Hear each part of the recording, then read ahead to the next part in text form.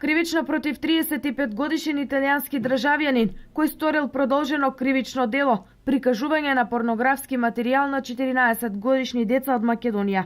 Тој за една година преку социјалните мрежи, Skype и Facebook, во повеќе наврати злоупотребил неколку деца. На тој начин што им понудил и преку банки со брз трансфер на пари им исплатил 4307 евра.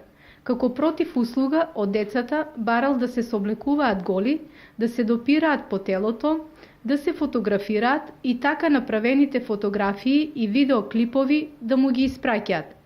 Пријавениот преку интернет апликации на децата им го покажувал своето голо тело и од истите барал и тие да се соблекуваат голи, при што вршил задоволување на полови страсти.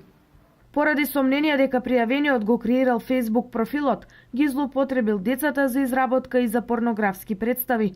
По наредба од Основен суд, извршен е претрез во домовите каде живеат децата, при што се пронајдени предмети, компјутери и мобилни телефони, преку која е остварена интернет комуникацијата.